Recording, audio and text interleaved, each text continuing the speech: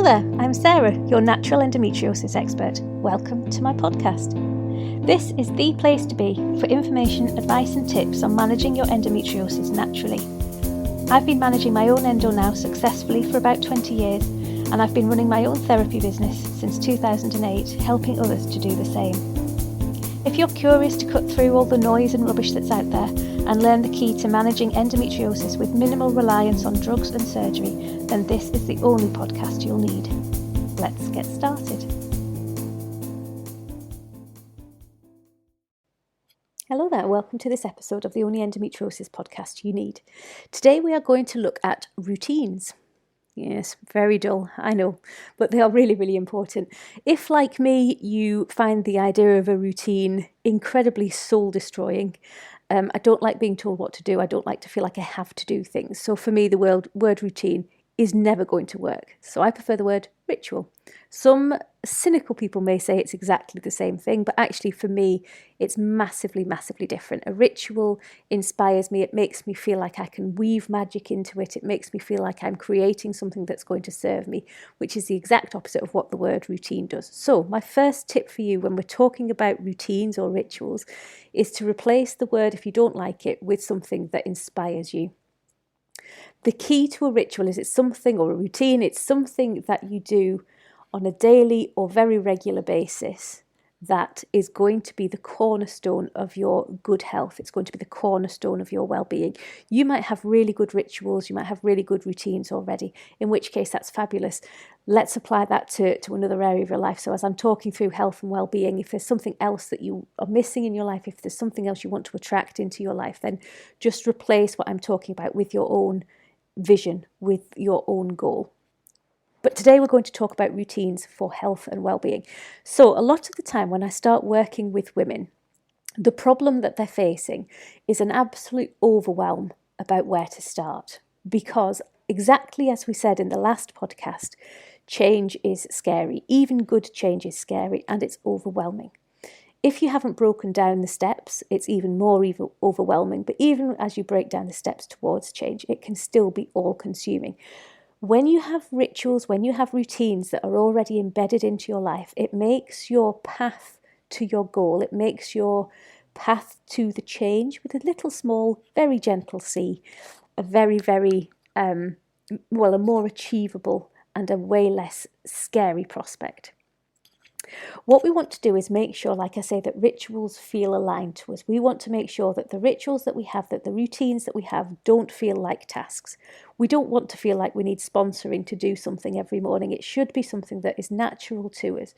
So when you're thinking about rituals, when you're thinking about routines, forget the word should, forget the word must. Have a think about what it is that you would like to do, what actually makes your soul sing. So the first thing to do is to think about the change that you want to bring into your life. So if I was to say to you, for example, okay, this time next year, I want you to be symptom-free. It's me telling you what to do, which is shocking, I know. But if I said to you, okay, this time next year, I want you to be symptom-free, you are going to be able to manage all of your symptoms this time next year. How does that make you feel? Now, I know for some of you, you'll be like, yeah, this is awesome, this is fantastic, this is exactly what I want. For others, it will make you absolutely terrified, because whilst you know that your life will be a million times better without your symptoms, the actual reality, when the mind monkey steps in, when the catastrophization, when the overthinking starts, it's like, well, what on earth would I do without my pain? A lot of us find comfort in our symptoms, even though we don't want to. They're keeping us safe. That's what our subconscious is telling us. So as soon as we start to think about a life without them, it can be very scary, even if we really, really, really don't want them.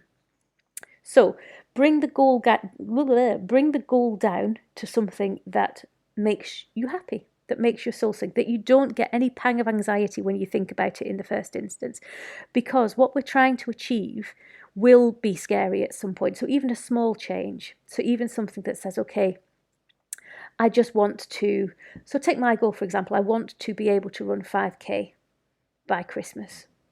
For those of you who know me, I used to run half marathons and I used to absolutely love running. I think I said in a previous podcast, running used to be my thing, my safe space, my release, my mindfulness. And I've just got out of the habit. This last 12 months, I've prioritised my partying, I've prioritised my new life, I've prioritised my new home, I've prioritised my new relationship, and I've really let my own health and well-being, not necessarily my well-being's fine, but I've let my health drop considerably over the last 12 months because I've got out of the habit. I've got out of the way of doing my ritual. Now, it doesn't necessarily have to be a daily ritual. Some people find it helpful if every day they do the same thing. If, again, that makes your soul cringe, then think about a ritual as something that you just pick up. You could say, I could do this twice a week, 3 times a week, whatever feels aligned with you. There are no rights and wrongs in terms of doing this. This is just about what sits well with you. I like those. You can get running apps that say sort of do 3 runs a week. For some people, that's absolutely fine. They like the structure. They like the routine of it. For other people, just give me enough runs to see me through till whenever. It might take me 12 weeks. It might take me 6 months. It might take me a year, but I'll do them in my own time. I'll do it once a week. That'll be my thing as long as I do it once a week. Whatever works for your brain, whatever keeps your brain in that safe space, in that happy space, that's what you do. But having that ritual routine, whatever it looks like to you, is really, really important. It's the foundation of managing your symptoms. So I know that I have rituals, I have routines that I can do when I start to feel myself flaring, either endometriosis, anxiety, whatever it is. I know that there are certain things that happen in my body, my symptoms, my triggers. I know that I can read them, and as soon as that happens, then this ritual has to kick in. But that doesn't mean it's easy. Rituals give us a sense of stability and control. So even when things are uncertain, so when we're starting a journey towards change, if we have a ritual that we can draw upon, that automatically gives us that feeling of security. That gives us that comfort that we are in control, that we have some control. Like I say, quite often when I start working with women, the issue is that there's so much uncertainty about the end goal. Okay, I don't want to have these endometriosis symptoms anymore, but what would life look like without these endo symptoms? How on earth do I get there? What do I do? Where do I start? All of this is completely overwhelming. When you have a ritual, you can anchor yourself. It doesn't necessarily matter about the end goal. It doesn't matter about what you're trying to achieve. You know that you've got something there that's going to help you, that's going to ground you, that's going to feel, to give you that sense of control. I've said before in previous podcasts, quite often somebody will book a session with me. They'll book either a one-off session or a course of treatments. And by the time I chat to them, they'll say, do you know what? I've actually felt a lot better since I booked with you. And I kind of joke, oh yeah, I'm that good, you don't even need to see me. But the reality is that it's a lot of our symptoms, a lot of the issues that we face come from a lack of control. It comes from us feeling like we have no control over our own health. So by creating these rituals, we're giving ourselves that control. Even that act in itself can make us feel a lot better. So it could be really interesting if you are going to do this, this task with me from this podcast. It could be really interesting just to see how much your symptoms reduce or how much your well-being resilience increase just by thinking that you are getting a ritual, you're getting a routine that you can call on whenever you're feeling at a low ebb. Either your health, either your well-being, something has dipped, but you know that you're going to have something that you can call on even in your darkest hour to make you feel better. That in itself will make you feel better. So when you think about things like, so I know in my own life that it's a vicious circle. I don't know what the opposite of vicious is, but it's a vicious circle or it's a loving circle, whatever the opposite of vicious is. I'm just thinking about my dog. She can be vicious sometimes. Most of the time she's lovely. So we'll talk about lovely circles and vicious circles. But I know when my well-being is taking a dip, when my health is taking a dip, then I start to do things like not do the washing up. I start to do things like not do a full food shop, big shop, as we say in Lancashire. I don't prioritise the things that are going to keep me well. And as a result of that, I'm not in control. I don't have things in the fridge that I can make a healthy meal out of. So the takeaway becomes a more appealing option because it's easy. I haven't prepped my food. I haven't got that ritual there. So I go into chaos, mini chaos, but I go into chaos and I just reach for what feels like the path of least resistance, what feels like the easy way. And you know, if you're having inconsistent meals, if you're having takeaways, if you're eating not at your best, how that impacts not just on your physical well-being, but also on your emotional well-being as well. This lack of structure can be the issue. So is it because I haven't had the time, or is it because I haven't had the energy? It could be both of those, but the reality is it's that I haven't prioritized the ritual. I haven't prioritized the ritual of going shopping. So I've ignored the trigger. I don't know what the trigger is. The trigger could be that I've run out of milk or I'm low on milk. That should trigger me to go to the shop. When I'm at the shop, what else do I need? Let's plan the next few days' meals. If I'm not in that headspace, if my head is too cluttered, if I'm prioritizing other things, if I'm not thinking about it as a ritual, as a routine, as a list, whatever you want to call it, then it's too easy to let it slip. And for those of us who have chronic health conditions, it can feel like we are constantly battling things like this. It can feel like even the smallest setback, that's not really what I was looking for, but even the smallest bump in the road, it can cause us to spectacularly derail. And within a couple of weeks of not shopping, you're back to eating chocolate for breakfast. I am speaking from my own personal experience here. There is no judgment if that's you. I have been there more times than I care to admit. And now I'm thinking about it. I'm like, yeah, chocolate for breakfast. It's not so bad. But the problem is, it's what comes with it. If you're happy eating chocolate, if you're doing all the other things, if you are exercising, if you're moving more, if your weight is fine, then there is nothing wrong with having chocolate every now and again for breakfast. The problem is the why. Why are you having chocolate for breakfast? Is it to make you feel good? Is it the dopamine? Is it because you're out of the ritual of shopping and you haven't got a healthy alternative? This is where the structure, which again sounds awful, but this is where the structure of the routine or the ritual comes in. Rituals provide grounding. It creates regular habits from a grounded perspective that we can really start to rely on. And habits take time to create. Some habits are formed in as little as 2 weeks. Some habits can take up to 90 days. It depends on the change that the habit is generating. So, for example, if you're going to implement a really small change, like before you get up in the morning, do a breathing exercise or do a quick 5-minute meditation, if that's the change that you're looking to implement, then just doing that for 2 weeks, you'll start to form that new habit. And after 2 weeks' time, it won't feel scary. It won't be something that you have to think, oh, I've forgotten to do this, let's do this now. It'll start to come naturally. If the change is suddenly going vegan, then that's going to take longer because it's going to take more preparation. It's going to be a lot scarier. The mind monkeys will be jumping way more than if it's just a gentle one. So you could be talking about 90 days for a transformation like that. It depends very much on, like I say, the scale of the change. It also depends on how easy your ritual is. So if it's all stuff that you love doing, it's going to feel a lot easier to implement it.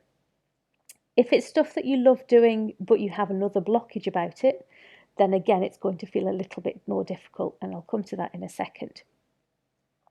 But the key thing here is to focus on the outcome. So focus on the change with a small c that you want to see happening because of this ritual, because of this routine, because of this structure. What is it that you want to feel? What is it that your vision is telling you will happen if you do these things? Keep focusing on that. Once you have that control, then that becomes a lot easier. You can feel, if you start to feel overwhelmed, if you start feeling like it's not working, you can come back to that vision. You can come back to that controlling mechanism, and you can start to release that happy vibe again. You can start to remind yourself why you're doing the ritual, why you're doing the routine, and you can bring yourself back to it. This is a really important bit. Be gentle, because even if you break the routine, even if you break the habit, even for a day, it can feel like a huge mountain to get back to it. Like I say, especially when we have things like endometriosis, because we don't have the best energy reserves all the time. We don't have the best mindset all the time because we're used to feeling pain. We're used to being tired. We're used to feeling different and feeling less than a lot of people. So even the smallest setbacks can really put a downer on us. So just remember to be very, very gentle with yourself. Right at the outset, have some mantras, so that if your ritual falls by the wayside, if you forget to do it, if you have a couple of days or a couple of weeks, a couple of months, a couple of years even, where you're not doing your ritual, then have mantras that you can forgive yourself. Self-forgiveness is so important. It's something that people generally aren't particularly good at, but it's really, really important. So our ritual could be something like, so if you decide that you want to manage your pain, your ritual could be something like every day before you go to sleep, stick some relaxing music on and do some deep abdominal breathing, do some breath work every night for 10 minutes. It could be something that simple. It could be something like, okay, I'm going to build some gentle exercise into my life. I know that at some point I maybe want to run a 5K, but I know that at the moment my body just isn't ready for that. So, well, actually, I say that my body, it might be that your body's willing, but your mind isn't. If you get that ick feeling, either physically or emotionally, then bring it down a notch. I know that I want to move more. I'm not moving enough. So I'm just going to build in some really, really gentle exercise. So every day I'm going to walk around the block. Every morning I'm going to get up and I'm going to do some gentle yoga or some qigong. Just start with simple stuff that doesn't make you feel scared from the outset, that doesn't give you that overwhelm from the outset. One thing that I like to do with my clients is build in time for reflection. So after you've done it for, I don't know, a day, whatever feels good, the first day, the first week, the first month, sit back and give yourself praise, give yourself love and gratitude for doing whatever it is that you're doing.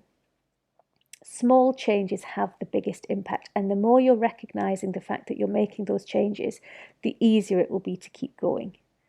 So I know firsthand how hard it is when your mind isn't as willing as your body to start to make these changes, and just being really gentle with yourself, forgiving yourself for any dips, but the most important thing is starting again at day one next time. That's the really important bit. But be gentle with yourself, but also give yourself that gentle accountability. So start with small, nourishing rituals, routines, whatever you want to call it, frameworks, whatever works best for you. So talk to friends, talk to family, talk to people who know you, and see what comes up when they talk about their routines, when they talk about things that you used to do together. What actually makes your soul sing? What do you think? Do you know what? I'd love to do that. That doesn't feel great. Start with doing things that you know already, that you enjoy doing, that you love doing. Have you had routines? Have you had rituals in the past that served you? Try and re-establish old habits. Try and re-establish old routines that worked for you in the past. And again, be gentle. You can tweak them if you have to, but starting off with something that you have confidence in, that you know is going to serve you, is the simplest way of getting into a routine, of establishing a ritual. Going to bed is a really, really interesting one. So many people struggle with a bedtime ritual. Some people do it best when they're feeling well. So if they're feeling good, they have their bedtime ritual. They'll change the sheets, they'll put new pajamas on, they'll put a podcast on, whatever it is that serves them well on the night time, they'll do that. Then as soon as they start to feel any of the symptoms, as soon as they start to feel low, mentally, emotionally, physically, the sleep ritual can be the first thing to go. So the phone comes out and you start playing the game, or you sit up later because you think, oh, if I sit up later, I might sleep better, or you have a glass of wine, and your healthy sleep ritual, the sleep ritual that works for you, goes completely out of the window. And that's detrimental on many levels, obviously, because sleep is the most important thing that we can do, as well as keeping hydrated, obviously. But it's one of the most important things we can do. So keeping that sleep ritual is really important. So that's a really good place to start. If you struggle with your sleep, or even if you're struggling with your symptoms, have a look at your sleep. And is there a good, gentle ritual you can do? Within 10 days, you will start to see better sleep if you have a really, really gentle bedtime ritual. Start meditating if it's something that you've done before. Even if it isn't, find gentle meditations that you enjoy doing. Contact me. I've got tons of medications. No, I don't. I have tons of meditations that I share with my clients. And there's simple techniques that you can go through as well. I'm going to be running a meditation workshop probably early in the new year, but I'm going to try and fit it in this year. So please do sign up to my email list if you want more information. Go to well, if you go to halcyonwomenshealth.com and click the Women's Circle link on there, because I do those workshops through Halcyon Days, which is the Women's Circles. So feel free to look at that. If you want any help with anything of the like this, there are workshops and things that we do that can help. Listen to your body. Listen to your body and what it's telling you. So if it's telling you that it needs sugar, so let's take the chocolate for breakfast example. If your body needs sugar, sugar is incredibly addictive. So be certain that obviously reducing sugar, especially if you're struggling with endometriosis or anything that's inflammatory or that's painful, then sugar is one of your worst enemies. So reducing your sugar intake is fabulous. However, if your body still needs that sugar, one of the worst things you can do is just stop it. Now, again, for some people, stopping it completely and moving forward without it is going to be the best thing.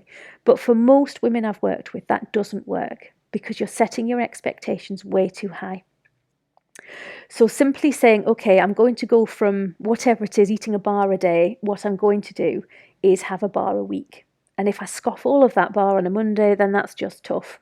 I'm going to have to live with that until next Monday. What I'm going to try and do is have a square a day, and I'm going to really enjoy it. I'm going to eat it mindfully.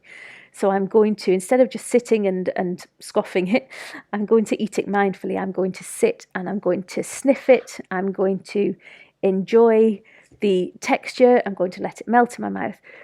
Make the act of eating the chocolate something that in itself is bringing you well-being. So don't make those changes all-encompassing, because that's a surefire way of putting yourself off. Because at some point, if you cut out chocolate completely, you're going to come to a point one day where you just say, oh, do you know what? That chocolate looks really good. And the next thing you know, you're sat knee-high deep in Toblerone wrappers. Again, speaking from experience. So they're easier to sustain, the rituals that you know work for you, that you've tried before, even if they failed, or even if you see them as failing because you've stopped doing them. If it was something that you used to do on a regular basis, that's a win. I don't know anybody, and I include myself massively in this, but I don't know anybody who has daily rituals that they stick to religiously. Because that's not how we're wired as humans. We like having time off. We like having the break. We like rewarding ourselves with a lie-in rather than getting up and going for a cold swim. I'm not speaking from experience here. I don't do cold swimming first thing on the morning. But you know what I'm saying. I don't know anybody who has these rituals that they stick to religiously every single day. And that's fine, as long as you're gentle with yourself, as long as you can pick back up the ritual after a day, after a month, after a couple of years. And the key thing as well, to keep yourself motivated. So I've talked already about having that goal, having that vision, having that outcome in your mind. What is it that this ritual is going to achieve? It could be better sleep, it could be pain management, it could be anything, but keep it in your mind, keep it motivating as a vision. And also come up with some mantras as well. You know I love a good mantra. So something like, so if it is to reduce your symptoms, if you are just generally looking to improve your well-being, because improving your well-being gives you that greater control over your health, your symptoms, then come up with a mantra that's going to make you believe you can do it and help you to stick to your ritual. So something like, I am able to honour my body. I am able to nourish my body with consistent care. That's a really nice one. I am able to honour my body with consistent care. And then maybe something like every step I take. Oh, nearly burst into a sting song there. Every step I take leads, or every small step leads to a powerful transformation. Something like that really motivates you, but gives you comfort and that keeps you going, that you can say every day. Set reminders. This is a really nice, gentle thing to do. I have reminders on my phone. I actually set up reminders when I was struggling after lockdown. I had a few things going on. Actually, I don't think it was. It was at some point after lockdown. I don't think it was exactly after lockdown, but at some point, probably about 2 years ago, I set reminders on my phone. I'm actually looking down at my phone now, trying to find them. I can't remember where reminders are on my phone, but I haven't turned them off. So every morning at 8 o'clock, I have a reminder that pops up saying, I have everything I need to make today glorious. And then at 10:30, I have a reminder that pops up saying something else. And then at bedtime, I have a reminder that pops up saying something else. Every single day. I've never turned it off.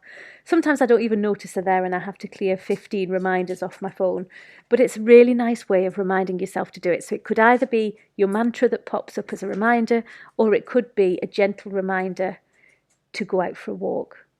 If you're doing that, don't just have it, well, it depends what motivates you. You might be somebody who enjoys being told what to do. If, like me, that gets you back up straight away, then turn the reminder into something a little bit more gentle.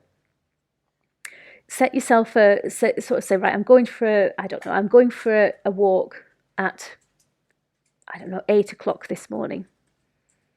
So have the reminder 15 minutes before that says, oh, do you know where your trainers are? Just like a little gentle reminder. And that's the other thing as well. Look out your stuff beforehand. Make everything as easy. Easiness is the key. Gentleness is the key.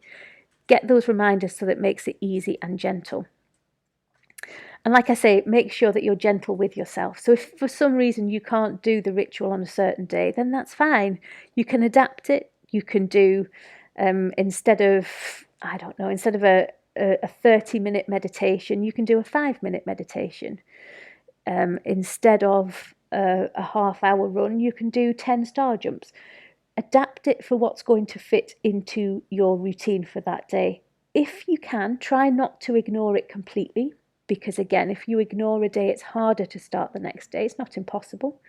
It could be that you need a day off. But if you can, just try and do something else instead rather than not do anything at all. And listen to your body. You will always hear me, what's my favourite, or one of my favourite phrases, listen to your body whisper so you don't hear, you'd have thought by now my muscle memory would be able to recount that. Listen to your body whisper so you don't have to make it scream. If your ritual is to run 10k by Christmas, that's increased, to run 5k by Christmas, and you've said you're going to run 3 times a week, but you've got a cold, then be gentle with yourself. Do not push yourself beyond what you are gently capable of doing, because this is, to use a sporting parlance, a marathon, not a sprint. If you go too hard, too fast, too quick, you will put yourself off. Again, everybody's different. You might like that pressure, but even then, if you push yourself beyond what you are comfortable, what you're capable of at that particular point, then it will become a routine. It will become a challenge rather than a gentle, forgiving, well-being, nourishing ritual. So I hope this helps. Do let me know if there's anything else you'd like to hear me waffle on about. Next time we're going to be looking at similar things, really. We're going to be talking a little bit about the changing season. It's definitely autumn. Autumn is now very, very definitely upon us. So I'm going to be talking about honouring your body's changing seasons. We're going to be talking about our hormonal seasons, so talking not just about menopause transition in terms of a season, but we're also going to be looking at menstrual cycles and also lunar cycles as well, and how we can best honour those changing cycles within our bodies. Massively important to connect to nature, and if you can do that again in a gentle and nourishing way, then it really does have a massive impact on our well-being, which impacts on our resilience, which massively impacts on our ability to manage endometriosis. So until next time. Thank you so much for tuning in today. I really hope that you found this podcast helpful.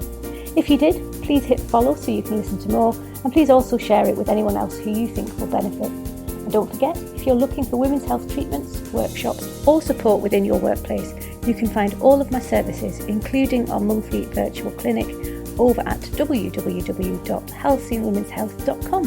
I'll see you next time.